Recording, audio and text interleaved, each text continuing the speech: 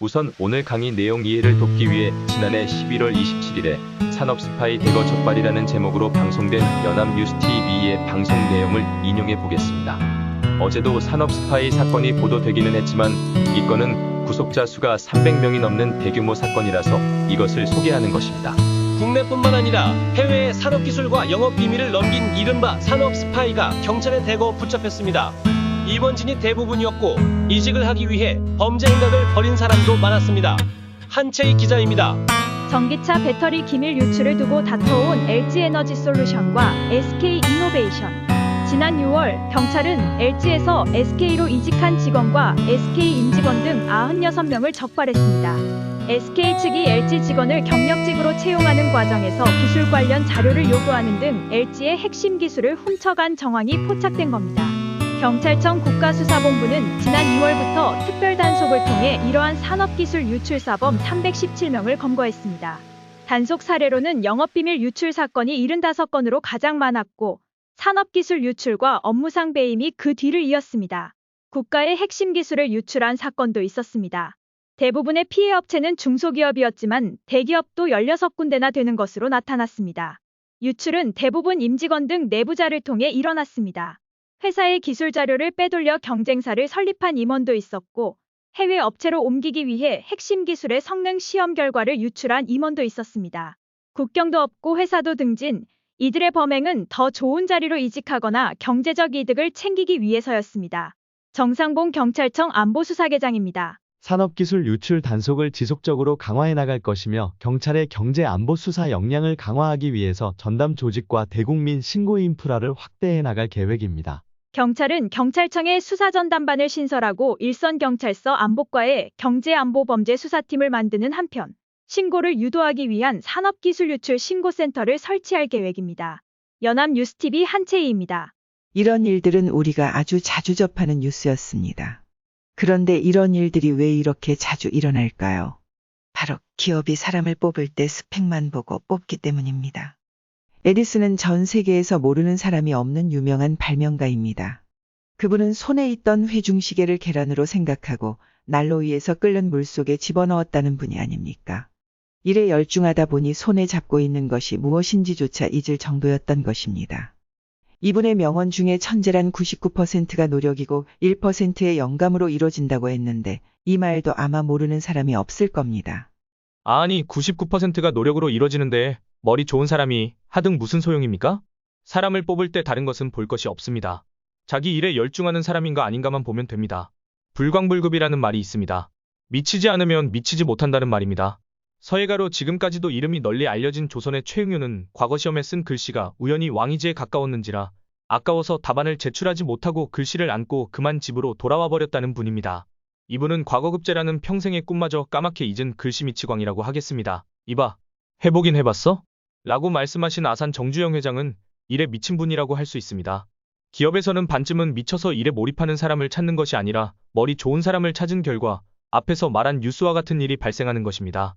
사갈 같은 마음을 가진 사람을 인재라고 하면서 고액 연봉을 주어가며 길러냈지만 수천억 가치가 있는 기술을 경쟁기업이나 해외기업에 단돈 수억 원을 받고 팔아넘기는 그 잘났다는 기업들이 소위 호구짓을 한 셈이니 뒤통수를 제대로 맞았다고 하겠습니다. 지금부터는 사람을 어떻게 뽑아야 할지 강의를 하는 중간중간에 예를 들면서 해결책을 드릴 테니까 놓치지 말고 잘 들으시기 바랍니다. 영구불변의 가치를 가지고 있는 것을 경이라고 합니다. 논어라는 옛것을 빌어서 미래에 찾아올 새것을 설명하지 못한다면 논어의 경서된 가치를 무엇으로 증명할 수 있겠습니까?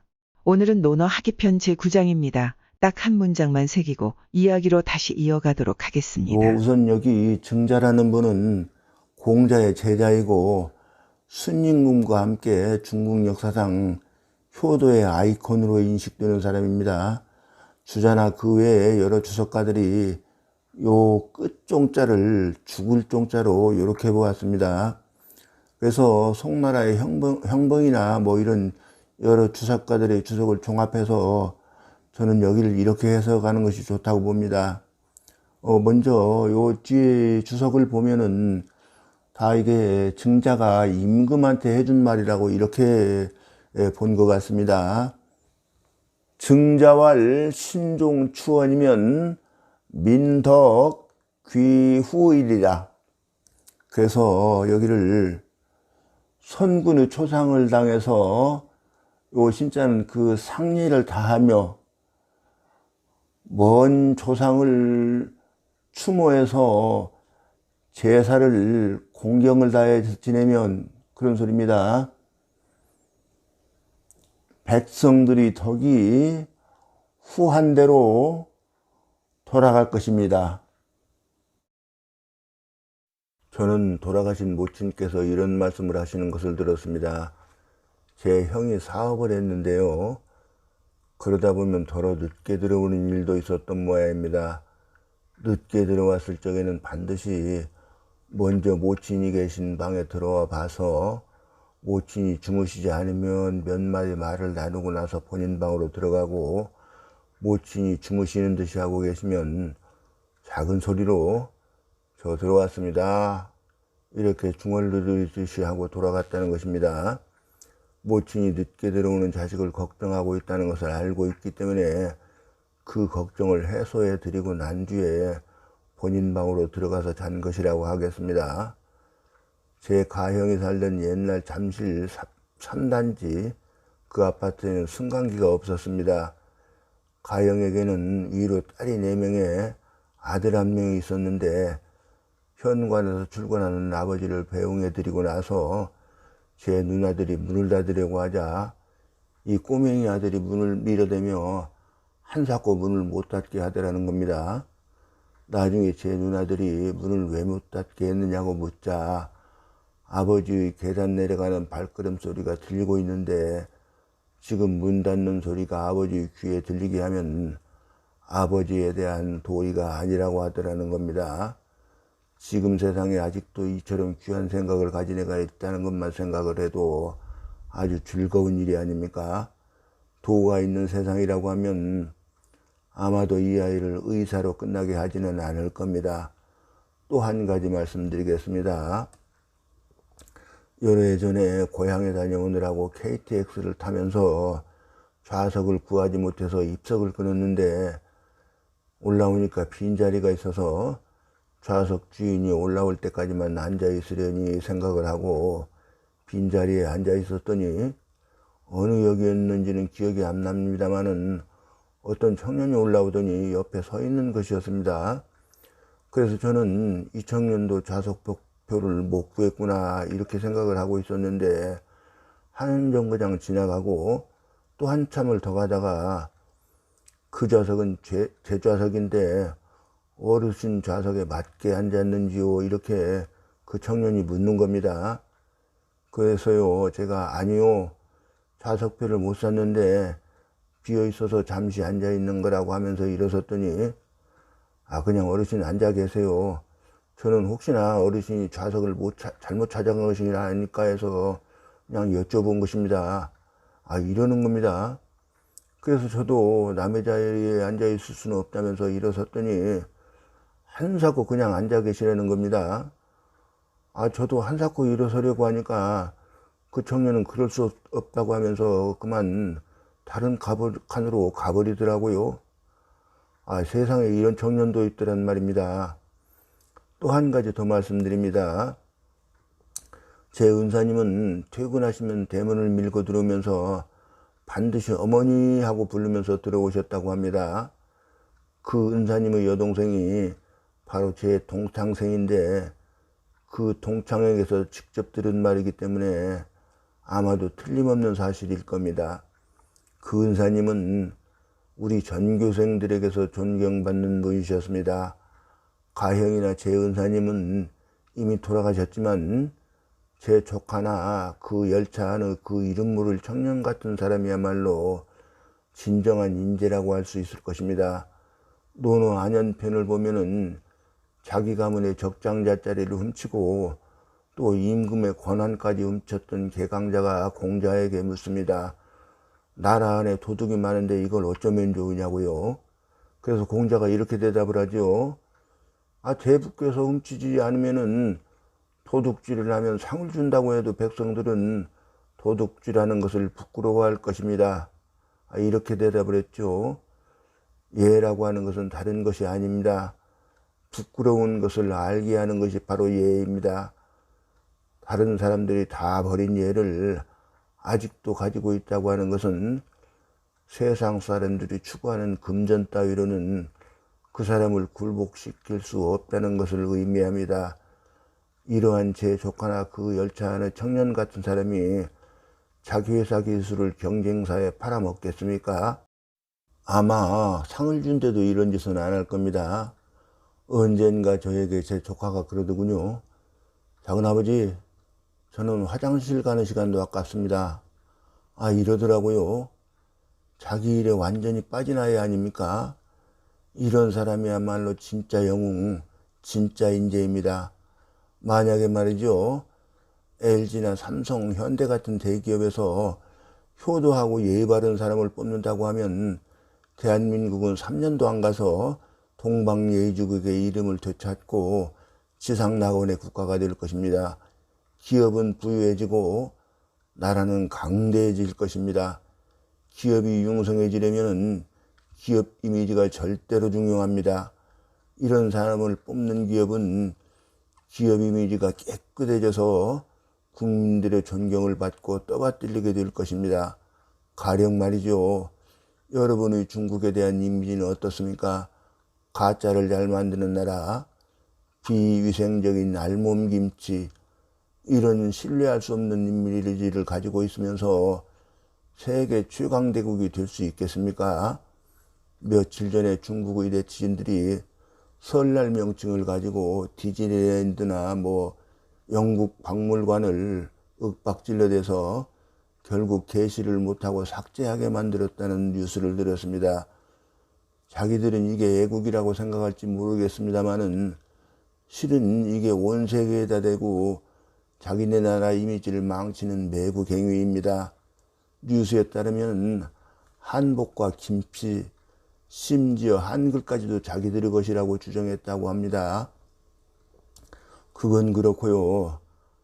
인사가 만사라면서 인재 찾는 데에 있어서는 왜 그리 쉽게만 찾으려고 합니까? 방법을 바꾸세요. 앉아서 찾지 말고 적극적으로 밖으로 나가서 찾으세요. 공자님은 이렇게 말씀하십니다. 무릇 사람의 마음은 험한 것으로는 산천의 험함보다도 심하고 알기 어렵기로는 천도의 무모한 변화를 알아내는 것보다도 어렵다. 하늘은 적어도 추나추동의 계절이 절서에 따라서 그 주기가 어김없이 찾아오고 아침과 저녁이 갈마들며 찾아오는 데 있어서 그 변화의 주기를 어김없이 한다. 그런데 사람의 마음은 두터운 용로 속에 깊이 숨겨두고 있어서 만길 물속보다도 그 깊이를 측량하기 어렵다. 그러므로 겉모습은 공경하는 듯이 보이지만 교만한 사람이 있고 겉으로는 잘난 듯 보여도 불초한 사람이 있다. 이렇게 말씀하셨습니다. 여러분, 사람이라는 이렇듯이 자신을 잘 꾸며대는데 면접장으로 불러서 이미 단단히 준비해가지고 온 사람을 그런 모습을 보면서 어떻게 그 사람의 진짜 모습을 봅니까? 다른 방법으로 찾아야 됩니다.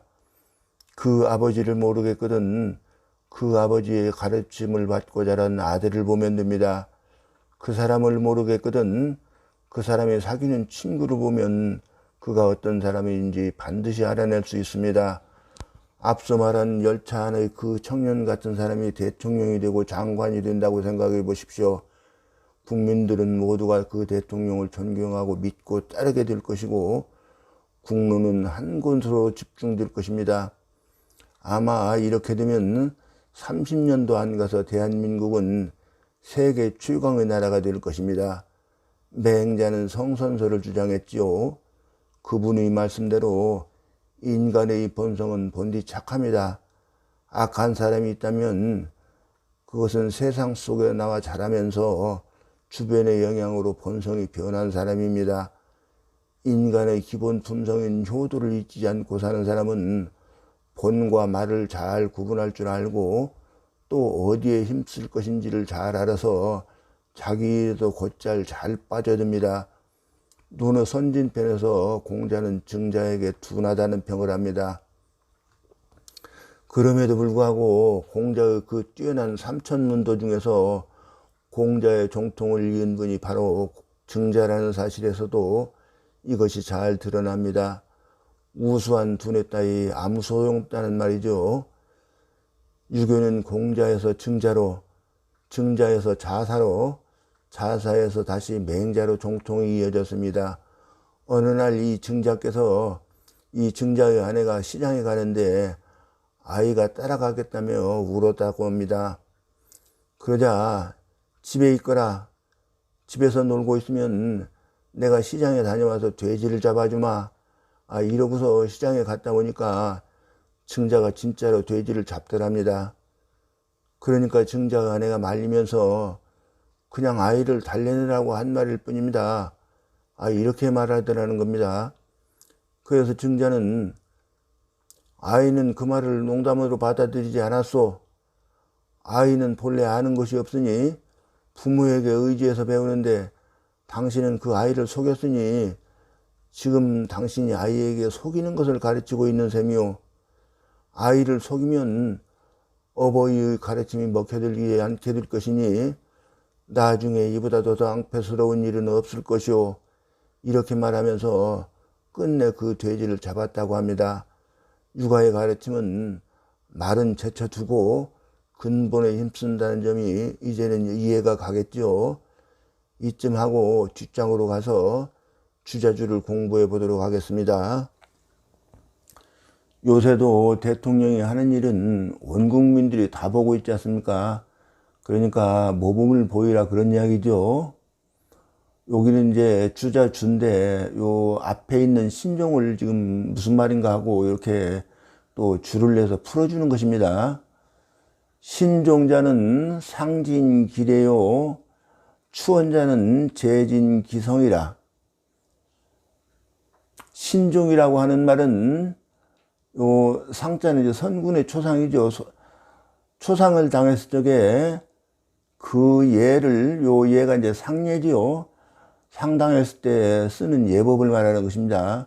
그 예를 다하고, 그런데 여기 예자를 공자국이라는 분이 있어요. 이분 이름이 이름이고 그 공자의 11대 손인데 그분이 원래 주석을 내면서 여기를 슬퍼할 애자를 냈는데 애를 주자가 이렇게 예도 예자로 바꿔놨습니다. 추원자는 그러니까 그분 주라고 그러면은 그 상을 당했을 적에 슬픔을 다하는 것이다. 이렇게 풀어야 되죠. 추원이라고 하는 것은 제사에 그 정성을 다하는 것이다. 그런데 여기 이 성자를 또 공자국은 여기다가 공경경자를 써놨어요. 그러면 여기는 또 그분은 이렇게 본 것이죠. 제사에 그 공경함을 다하는 것이다. 이렇게 본 것이에요. 근데 주자가 이걸 또 성자로 바꿔놨고요. 근데 사실 성이나 경이나 이게 통하니까 그렇게 또 주석을 낸 분이 있더라고요. 이걸 같이 봐도 된다. 이렇게. 그러니까 성이라고 써놨어도 공경함을 다하는 것이다. 이렇게 봐도 된다. 그런 얘기입니다. 민덕 귀후는 백성들이 덕이 후한대로 돌아간다고 하는 것은 이 하민 화지하야 요 아래 것을 말한다 이런 뜻이에요. 이 유자가요. 요 하민은 그냥 백성이라는 뜻이고요. 백성들이 감화가 되어서 귀덕 역귀어 후라. 요 그 기자는 이제 백성들이죠. 백성들이 하도 그 당시에 제후들이 전쟁을 벌이고 막 이러니까 그러면 이제 점차 덕이 박해질 수밖에 없죠. 박해졌던 덕이 그런 소리예요. 사실은 후한대로 돌아갈 것이다. 개종자는 인지 소 이홀야나. 대개 종이라고 하는 것은 사람이 요 이홀은 이제 쉽게 요 쉬울 자를 썼습니다. 요 소홀하다 할 때 홀자고요. 쉽게 소홀하게 여기나 그런 소리예요. 사람들이 이 능근지하고 그런데 능이 삼가고 상례를 다하고 그런 소리죠. 원자는 인지 소이망야나, 원이라고 하는 것은 사람이, 여기도 시을 자를 썼습니다. 바꿀 역자로 똑같은데도 글자는 이제 읽을 때 시울이 하면 이자로 읽어야 되겠죠. 쉽게 있는 것이나 이런 소리예요. 이능 추지면, 능이 추모하면 후지 도야라. 이 도는 앞으로 올려가지고 번역을 하는 게 낫겠죠. 도리가 인도가 그런 소리겠어요. 인도가 후한 것이다. 고 2차 자유면, 그러므로 이것은 바로 이제 신종추원이죠. 신종추원으로서 스스로, 일자는 실천하면 그런 소리죠. 신종추원을 스스로 실천하면 그런 말이에요. 면하면 요 고측자가 처리된 것입니다. 면직자로 쓰였어요. 그러니까 이게 기자입니다. 몸기자를 이렇게 써놨어요. 자신이 덕이 후해지고 하민화자야, 백성들이 감화되어서, 요 측자는 이게 말일자고 항상 환영이 되니까 요 말일자고 같이 보는 게 좋겠습니다. 그래서 토를 하야로 달았어요. 기덕 역기어 후야라. 그것도 이제 이 극기자도 백성들이 덕이죠.